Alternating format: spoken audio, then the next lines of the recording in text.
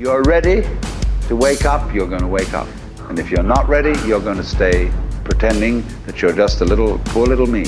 Do you feel it? Yes, we do. A worldwide awakening is upon us. Welcome to the Universal Consciousness Show. The Universal Consciousness Show. Where we explore topics such as UFOs, aliens, banned medical cures, as well as classified secret knowledge. Come question your holographic existence. Share experiences from the other side. This is a show that will expand your mind as we decrypt the symbolic messages locked away deep within your DNA. And now, your guides for this magical journey. The hosts of the Universal Consciousness Show, Aage, Nost, and Diana Serafim. Hello, hello. Yes, you are listening to the show for the thinking global citizen. And we have a fascinating guest for you tonight, this evening, this morning, today, wherever you are around the world. We're going to be talking about lucid dreaming, out-of-body experiences, and astral travel, and a bunch of other things. So just stay with us to the end of this one. But first, I'd like to tell you how you can connect with us. My name is Aage, and I'm one of the hosts. My co-host, Diana, is over in Germany, but she's not going to be able to join us for this show, so we will hopefully see her next time. And for those of you that want to hear this show again, you can find it where we archive it, and it will be, you can try it on our website at the universal-consciousness-show.com. And we also on YouTube under Universal Consciousness Show. We will be on Facebook under my name and the show's name, and Twitter and iTunes and TuneIn and a bunch of other places. And of course, on kcorradio.com in the archives. And also on KCOR Radio website, if you're already listening it there is a donate button down at the bottom of the page. If you like what you hear, feel free to also show your appreciation at the donate button. We would really appreciate it, and it gives us the encouragement and knowledge that you think we are doing the right thing. So, with no other ado, I will introduce our guest here. We are going to be talking with Lana Sackwild. She is a lucid dreamer and lucid living life coach. Originally from London, I guess she grew up in Japan and now living in Boulder, Colorado. She is in the process of completing her research for her Master's of Science in Consciousness, Spirituality, and Transpersonal Psychology. And now she teaches lectures and she does retreats on lucid dreaming, lucid living, out-of-body experiences, astral travel, psychedelics. Now that's going to be an interesting one. And also on healing and how all the powers of the mind when it comes into this can work with healing. And she also speaks of different states of consciousness. Oh boy. That's what I get for not turning the phone off. Okay. I can't wait to hear what she has to say about lucid dreaming here and out-of-body experience and astral travel. So, because I'm a traveler also, and it is so rare to find anyone who is willing to talk about it. So, with nothing more, just say here, welcome to the show, Lana. Hi, Aage. Thank you so much for having me today. All right. Well, this is going to be fun. This is such for the average person out there, this is such an obscure subject. It certainly is. It's very rare to get the chance to talk about it. Such an interesting topic, but also still very unknown to the general population or most people. Yeah. It is. And let's talk a little about lucid dreaming first. Most people, they don't even remember their dreams. And, well, I think I'm one of them half the time. But what is lucid dreaming? Let's touch on that first, and I'd love to get to the rest of it too. Sure. So in the most simple terms, a lucid dream is simply a dream where you're in the dream space and you suddenly recognize that you are in a dream. And this means that you have some control over what you decide to do from then on, either going on with the dream and seeing what unfolds, or you can actually embark on certain tasks, lucid dream tasks, and play around with the dream yourself.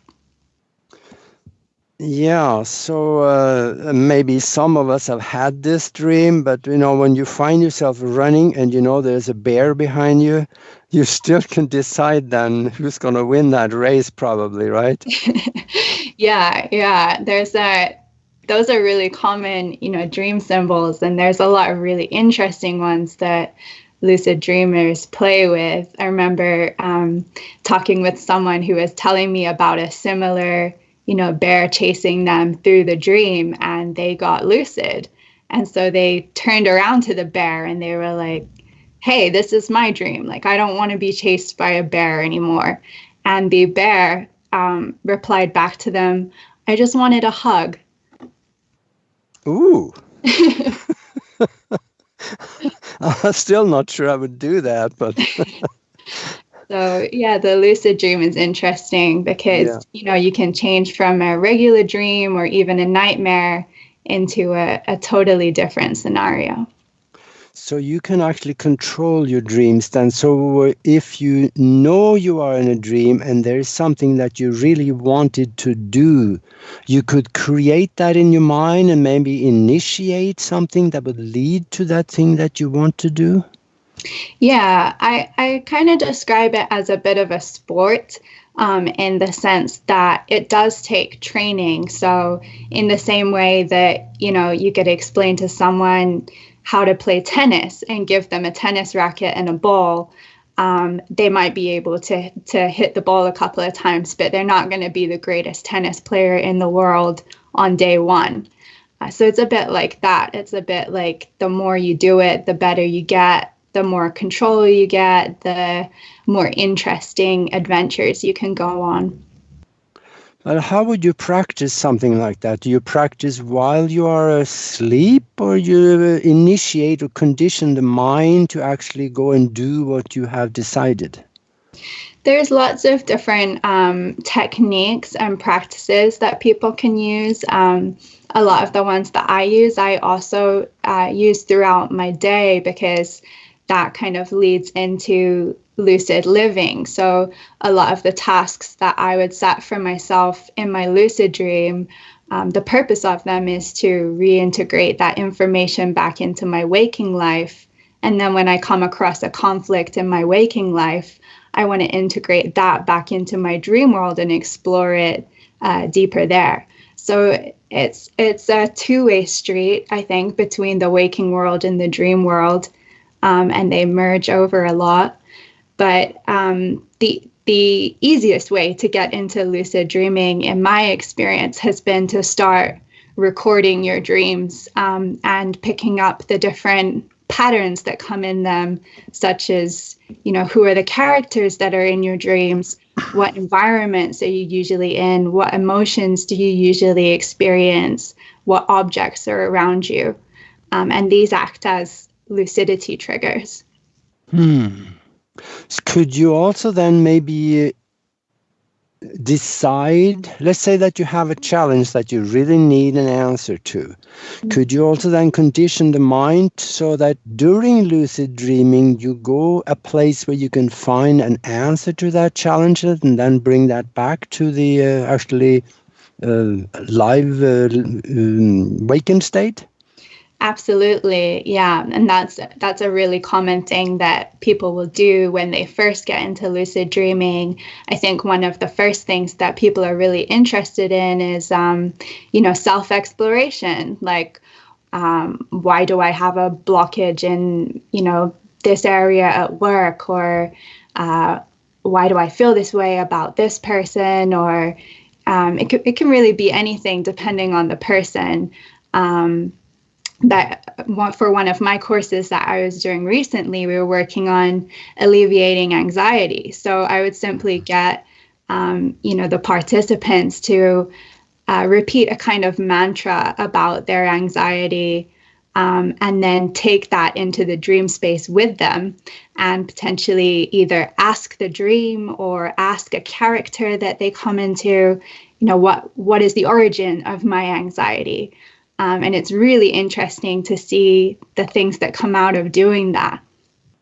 Now that creates resolve, and that would be another good reason why people actually should be looking at this. So then the lucid dreaming can also translate into, you call it lucid living. Now that's interesting. Yeah, I think the idea of waking up in our dreams, getting lucid in our dreams, ultimately we're looking at waking up in our waking lives. A lot of us, me included, we sometimes just go through a day very, we're conscious, but we're not very aware of things, or we're just kind of plodding along in autopilot. But the idea of, waking up more in our daily lives, doing tasks consciously, setting intentions, appreciating the beauty of life and the potential of each moment to live a fulfilled life. That's the idea of lucid living. So the lucid living, then, that could just about originate from anything that we want to create while we're sleeping. Then we could bring those experiences into our daily life and apply that to what we're doing. Could that work kind of like that? Absolutely. And that's what I like to help people with through a coaching practice, through my own coaching practice, is really looking at those questions of, why are we here? What is my purpose? What do I want to achieve in my life? What do I want to contribute to this conscious experience? And really diving into that to create a lucid life for each person in whatever way they decide to. Mm-hmm. So then maybe right before you go to sleep, when you lay down to go to sleep, you kind of condition your mind then maybe and decide on maybe possibly what you want to dream about? That's one way to do it, yeah, is really thinking about, I usually take it in two directions. I either get people to think of a question that they might want to ask the dream space or ask themselves or a character, or I get them to think of an action that they want to do, something that they might want to experience, like I want to try flying, I want to be in Hawaii, or teleporting somewhere, experiencing the feeling of being another gender or another species. Another species? Yeah. So. Wow. So, looking at life from maybe the perspective of their cat or a bear or a dolphin. Really, the possibilities are limitless. Wow. Now that could be an interesting experience. Haven't thought about that one. But lucid dreaming, though, I know that I've had... I think I remember less than half of my dreams. And some of the dreams are a lot more vivid than others. And when they are really vivid dreams, you also stick with it in your memory a lot better. Are those the things that we also could call lucid dreaming? There's lots of different levels of lucidity. So there's, a certain level where you might realize you're kind of dreaming, but you didn't necessarily take any action or do anything. So it's a very light level of lucidity. Then there's kind of more medium levels where you recognize you're in a dream and you might start asking questions, change the environment, start, messing with the dream a bit, all the way up into very, very high levels of lucidity where you can almost do or create the dream in any way that you want. But vivid dreams are different. If you don't recognize you're in the dream, even if it's very vivid, that's not technically a lucid dream. Yeah. But what is the difference then, or is there one maybe, between a really vivid dream and possibly an astral travel or an out-of-body experiences where you come back and still have the memories of what you did? Yeah, I think all of these, things, whether it's a very vivid dream where you receive a message or gain an insight, or an out-of-body experience where you kind of get to leave your body, and it feels very much like, waking life and not really like a dream at all. All of these things are still very, very important and incredible experiences. I wouldn't say that one is more important than the other. It's really what you make of it, and I think that applies to the same, way that we live our waking lives. It depends how much importance you put on each experience and what you do with it.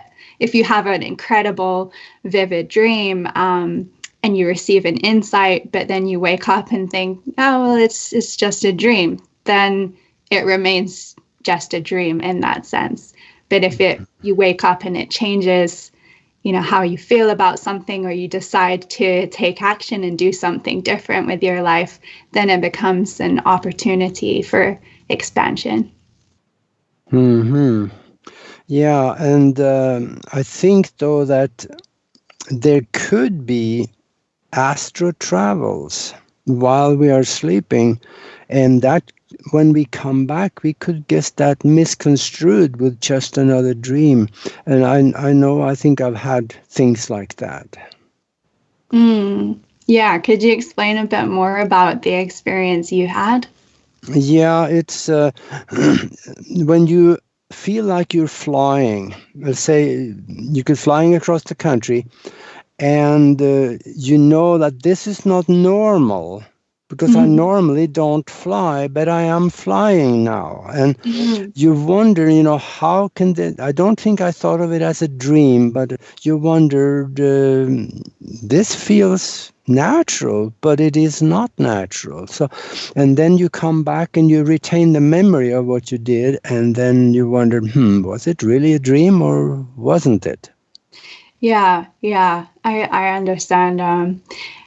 I think for people who are very deep into the experiences of lucid dreaming, myself included, I don't discount something as like a false experience, because when you're flying, as you said, it feels as real as anything else. And so then why should we say that it wasn't a real experience when you felt it, it happened to you, you were consciously aware of it happening. So I think it's a shame when people, just disregard it as, it's just a dream or whatever, really, or they don't want to bring it into a more powerful experience, especially those things, flying, kind of doing the things that we maybe can't do in our waking reality that we're used to, brings in a more of a kind of empowerment, creativity, kind of leads into the fun and freedom that we get to explore in these altered states. Yeah, absolutely. And we're getting some questions in the chat room here. We got one from Brandy, but let's wait with that after the break. And because I think these experiences that we have when we are out there while we're sleeping, I think that we should make a conscious effort of coming back. When we wake up, try to analyze and don't just pass it off as a dream, a good or a bad one, but try to analyze what did happen, because I think there is more often, maybe than not, there might be a message for it in there from our subconscious or our higher self telling us that, you know, there's something you should look at here. Do you believe that maybe this could be something passed back to us that way? Definitely.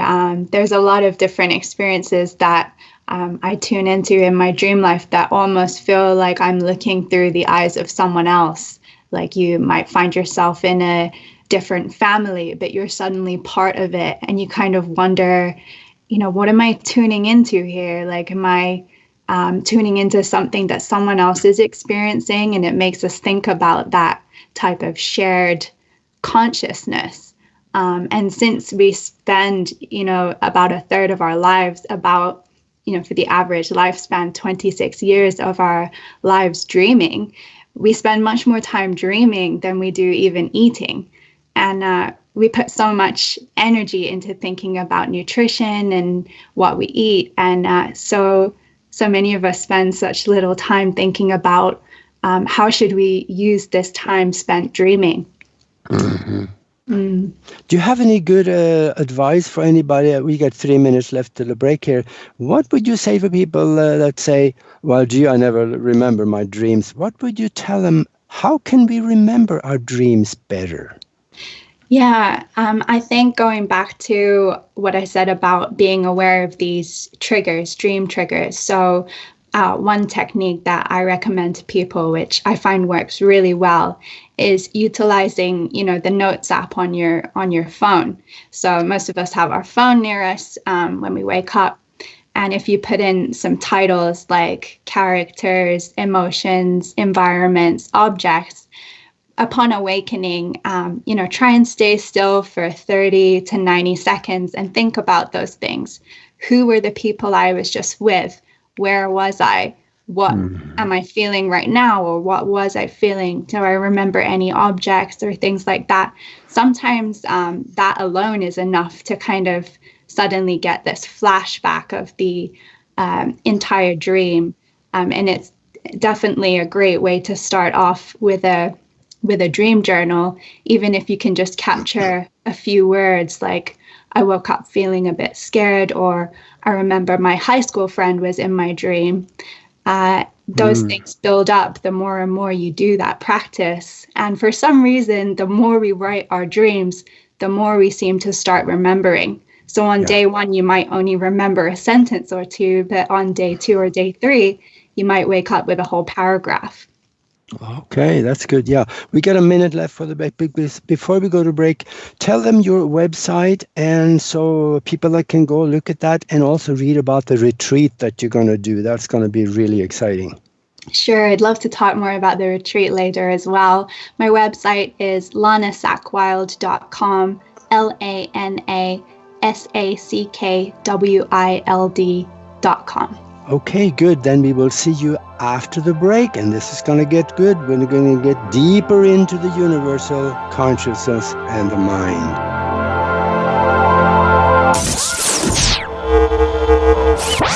You're listening to the Universal Consciousness Show. The Universal Consciousness Show. Your weekly connection to the truth. You get to really sort of enjoy a bizarre ride. Share your knowledge by calling our hotline number at 702-425-9230. That's 702-425-9230. Call now. Worldwide callers find us on Skype at KCOR Radio. It's time to abandon your fear and question what you think you know. And now, if you will, accompany me on a journey to the future. More awakening awaits. After this, after this, after this, after this, after this, after this. Radio signal. Looking for cutting-edge conversations while exploring quantum possibilities? Then look no further. We've got to fix Broadcast Team Alpha, hosted by Nori Love and Aage Nost. They're connecting the dots and unraveling the cosmic mysteries with interviews from top experts, embedded insiders, and whistleblowers from around the world on an array of topics from health, wellness, consciousness, and ufology, all in pursuit of the truth. Broadcast Team Alpha, hosted by Nori Love and Aage Nost. Live Tuesday nights at 5 p.m. Pacific, 8 p.m. Eastern, exclusively on the KCOR Digital Radio Network. The balance of power is shifting in the world today, and the old paradigm is being replaced with a new one filled with love, positivity, and prosperity for all. The only question you have to ask yourself: are you ready for a change? Broadcast Team Alpha. Come explore the quantum possibilities.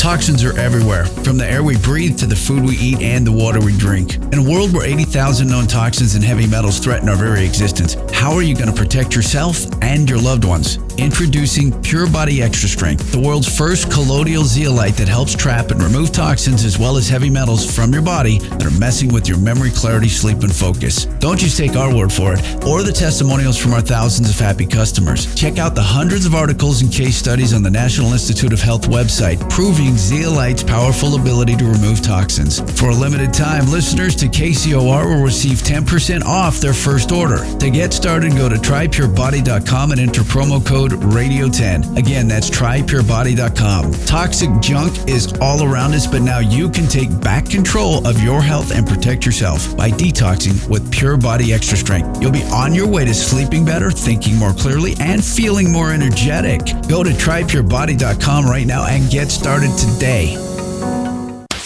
Are you ready to go? It's showtime! You're listening to the KCOR Digital Radio Network. Break this up. Broadcasting from the heart of Las Vegas, Nevada. Their base is so large it has to draw most of its power from the nearby nuclear fusion plant. The future of radio is here and now. Monday nights are about to become hauntingly good, as Reverend Sean Whittington possesses the airwaves with Vegas Supernatural. Tune in every Monday at 5 p.m. Pacific, 8 p.m. Eastern for Vegas Supernatural, exclusively on the KCOR Digital Radio Network. There's a war raging between good and evil. The question is, which side are you fighting on? Tune in Monday nights as Reverend Sean Whittington sets the new standard for paranormal radio with some of the most influential personalities in the world today. Vegas Supernatural, hosted by Reverend Sean Whittington, every Monday night at 5 p.m. Pacific, 8 p.m. Eastern, exclusively on the KCOR Digital Radio Network. The one show even the devil doesn't want you to hear. Going live in 3, 2, 1. It's time, once again, to unravel the mysteries of the universe by connecting the dots to a higher consciousness. This is the Universal Consciousness Show. The Universal Consciousness Show. Now the world will begin hearing us. Share your knowledge by calling 702-425-9230. That's 702-425-9230. Worldwide callers use Skype name KCOR Radio. It's as simple as that. Find us on Twitter at KCOR Radio or use hashtag KCOR. Even better, join us on the live chat at KCORradio.com. Back to your enlightened hosts, Aage Nost and Diana Serafim. Hello. We are back with the Universal Consciousness Show, and we are talking with Lana Sackwild, and we are talking about lucid dreaming, and we're going to wander off into out-of-body experiences and time travel. I mean, not time travel, astral travel shortly. But we do have a couple of questions here that from the listeners that maybe I want to run by you here, Lana. Brandy says he's from Skype, and I have had very vivid dreams that cause me to have body paralysis when I awake. I was told this could be a shock of re-entering the body after coming back.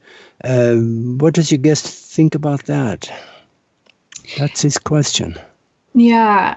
I guess it would depend what is happening within the dream before that. It could be a type of shock to re-entering the body. I think sleep paralysis is a really interesting state of a dream where basically you're still in a dream, but it feels like you've woken up and your body hasn't woken up yet. So it may be very difficult to move anything other than your eyes.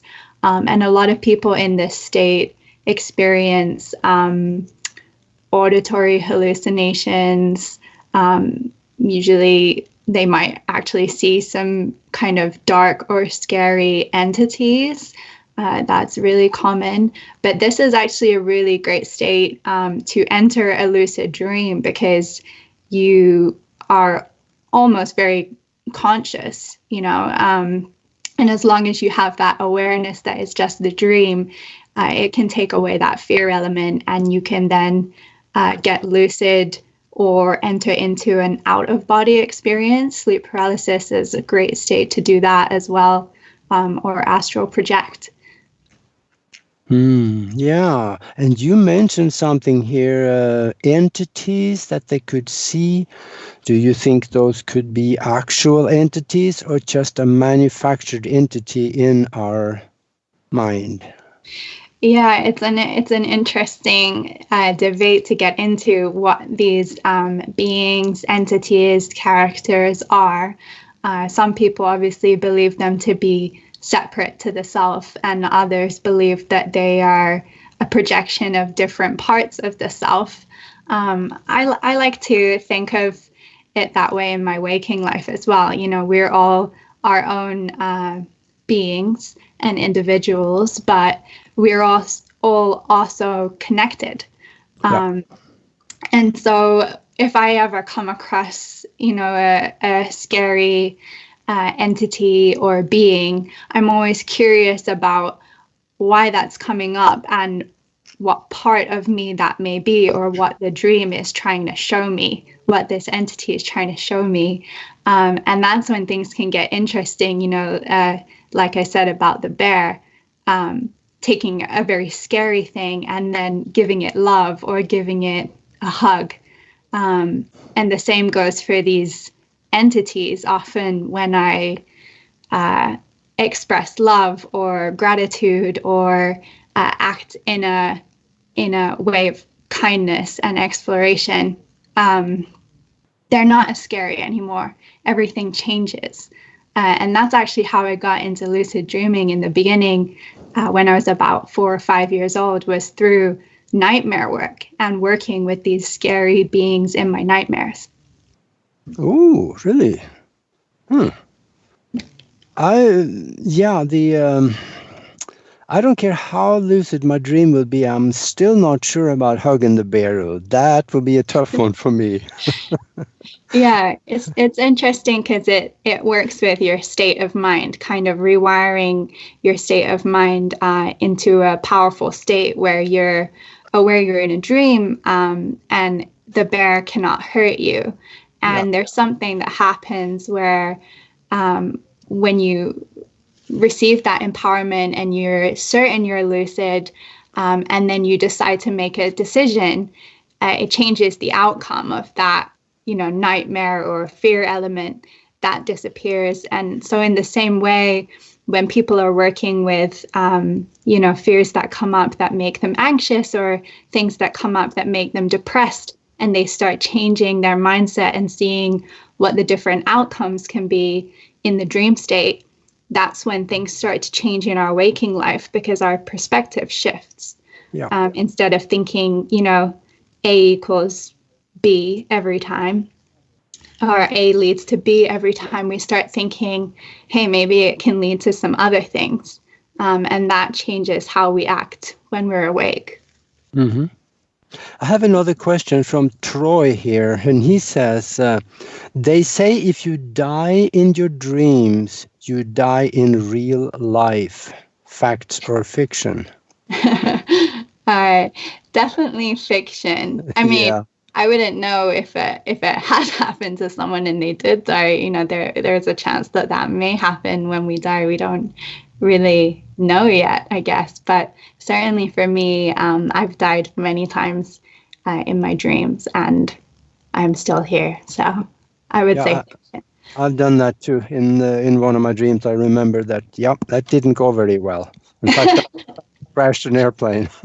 You crashed an airplane? Oh, bad news. But that was just a dream, so I'm still here. Wow. Yeah, that sounds terrifying, though. Yeah. When we talk about out-of-body experiences or astral travel, I wonder if I could get you to comment on the environment or the realm that we are entering when, let's say, we go on an astral travel journey. We are leaving the physical to a higher vibratory world where things are different, and we have other experiences out there that is totally not physical. What kind of thing can you say for people that would like to do something like this? I mean, I would encourage it, but I'm a big explorer, and I certainly love new experiences, and I think from every experience we can gain some new insights, new emotions even. So certainly for me, every time I've entered that kind of astral plane, or some people call it the void, that's when we may lose some other senses, like we might not be able to see anything. Everything might be a bright white light, or everything might be dark, or we might find ourselves in a kind of, space time warping situation. But there we kind of lose that ego state that we have whilst we're awake, and can really go deeper into exploring the meaning behind our experience. Yeah, and I encourage people to try to learn how to do this also, because once you've been out there once and you can travel, you can see things, you come back and your world will never be the same. Yeah. It is totally changed, because you realize that what I have here is so limiting. I mean, it's just like almost, there's the word prison. Yeah, I mean, certainly for a lot of us who may do a 9-to-5 office job, or we're, stuck in the grind of daily life, or we have kids to take care of, chores to do, we can't afford to go on a holiday, or we've already used up our pay and we're stuck in the system. That's a great way to, catch a break and do things, and you don't have the limitations of money or time constraints or anything really, so that can be very empowering and fresh, and bring in this sense of freedom that is yours to enjoy if you want to take advantage of it. Now, an astral journey, that can be different than an out-of-body experience, right? Yeah, I think they're very similar. I guess a lot of people believe that that astral projection is a kind of more intentional out-of-body experience.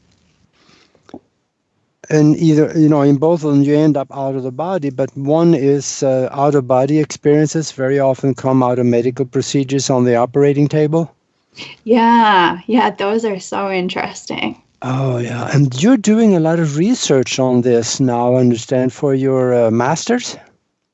Well, my master's is based on lucid dream work and lucid dream exploration, not as much on out-of-body experiences, but lucid dreams can lead into out-of-body experiences. So I certainly have my fair share of them as well. So the research that you're doing now, speak a little bit about that, because this is interesting, because I'm sure it's going to end up in a book that you're working on and where we can read about it. Yeah. I was just so fascinated about the kind of healing and transformative potentials of lucid dreams. And certainly for me, it helped me through a very dark depression. And so I wanted to explore whether this was just the case for me, or whether other people have had these similar, very healing and transformative experiences as well. And so I started off with just a small survey asking about people's experiences, whether that was physical healing, mental, emotional, or something that changed their life in a dream, something that helped them overcome a phobia or anxiety. And within the first week of releasing that survey, I got over 100 responses from about 37 different countries in the world. So I suddenly realized that this is a global experience, a global phenomenon. And I was shocked that there's no research on this, on how lucid dreaming can be helpful for mental health. That would make sense, wouldn't it? Yeah, it does. It does. And I think it's a really important thing to research, because especially as, there's more antidepressants being prescribed than ever before, and about 300 million people worldwide are suffering with depression that we know of, likely more. It looks like we're really in need of, something to help. Yeah, and half of those people probably live in the U.S. I don't know, but I tell the lucid dreaming, I can see how that will open up their mind to more, or maybe a different form of outside influence that can raise their vibration and give them a better outlook on life. So yeah, I can see how that will work. Definitely. And again, I think it's a really empowering thing to know that this is inside us. It's like you don't have to go to a doctor every week, or you don't have to take a pill. You don't have to be in 20 years of therapy. You might, go into a lucid dream for the first time and receive incredible healing. So, it's this kind of instant action that I think is really powerful and empowering for the person themselves. It's free. It's inside you. And then again, when people ask me if I drink coffee, I tell them, yep, that's my drug of choice. Because it kind of is. Because after I drink a cup of coffee, I feel better. I feel more ambitious. I have more insights. I feel a little bit higher consciousness. But what if we transfer that to other psychedelics? Is that something that can be used to attain maybe a higher vibratory thinking, if you want to call it? Yeah, I think so. Like you're saying about the coffee, it's all about our preferences. And, some people like coffee, some people like tea. And we know what works for us. So for some people, it's not a one or the other situation. I think it's like, find what feels good for you, find what works good for you. It might be a combination of things. It's definitely interesting to work with different altered states of consciousness, like psychedelics, whether you're doing that in the waking world or whether you're working with psychedelics in the dream space. I'm really interested in doing some research on that, and maybe for helping rehabilitate people who possibly have drug addictions. The dream state might be a really helpful way of stopping a relapse, things like that.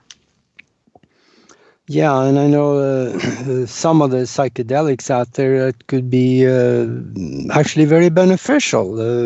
We know marijuana is banned pretty much globally because of a couple of reasons. First of all, it's an economic challenge to plastics, so the establishment couldn't have that. And then again, it from the medical reports that I read, it seems like it just about cures just about any disease, including hangnails out there. So there we go again. You pharmaceuticals, they don't like that. So, but now it's changing.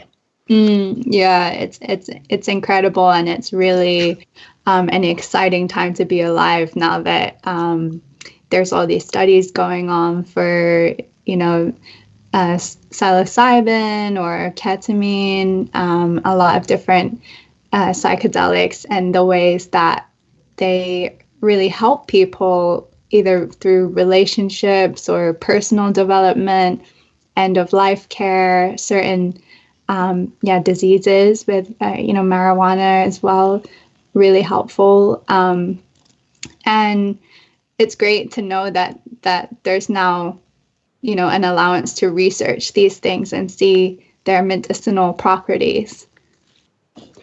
Yeah, and for some of the other psychedelics, like maybe mushrooms and stuff like that, do you think there will be a day here, maybe shortly, where that could be actually used in mental health under, of course, a doctor's care or someone that is professional at doing it? Do you think that will happen?